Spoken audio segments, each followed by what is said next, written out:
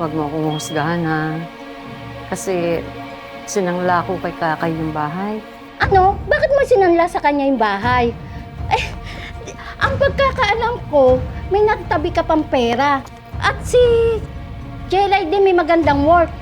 Bakit?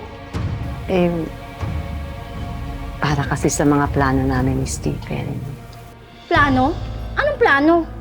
Eh kasi gusto ni Stephen na magtayo ng isang fine dining restaurant. My friend, magkakaroon na ako ng sarili kong restaurant. Gaga, seryoso ka ba?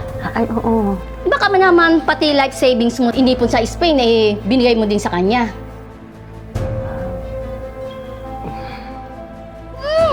Tanga ka ba? Ha? Bakit naman na agad-agad ka nagbigay ng pera kay Stephen? Ha? Eh, para din naman sa amin dalawa yung makakabuti sa amin yun. Tsaka isa pa, mahal ko siya. Tsaka, alam mo, maganda talaga yung plano niya. Sigurado, mababayaran namin si Kakay. Mababalik lahat ng pera. Kikita yung restaurant na yun. Ikaw naman kung makareact ka dyan. React? Sino ba naman hindi magre-react ng bongga? Diyos ko naman! Teka nga, bakit ganyan ka?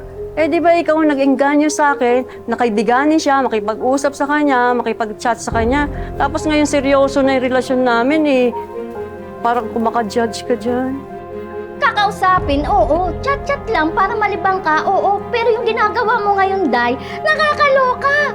Buti sana kung cellphone at motor lang binigay mo eh.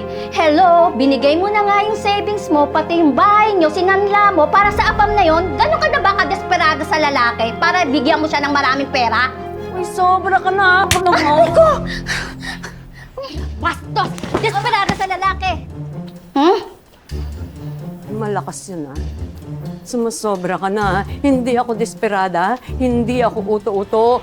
Palibasa ikaw, naiinggit ka lang sa akin. Kasi yung boyfriend ko, gwapo, bata. Di mo matanggap na meron pang lalaking siseryoso sa akin. Hindi katulad mo, wala. Wala talaga magkakagusto sa'yo kasi yung mga BS mo, maiikli. Ginagamit ka lang ng apam na yon, uto-uto ka naman! Hindi ako maiinggit na katangahan mo! Malaking katangahan yan! Ang anak kong tanga, pero hindi man katulad mo. Oh, handak ka, maliit ka. Friendship is over! Ma'am, awat ako, ma'am! Ma'am, awat ako! Ano? Bitawan mo! Bitawan mo! Oh, ha? Ano? Ha? Sabi din kasi, bitawan mo ako! Friendship over na tayo! Over kung over. Tanga ka talaga, iniwan mo yung bag mo. O, eto, babalikan ko! Eto! Hindi na ako tanga kasi binalikan ko na. Basta pobre.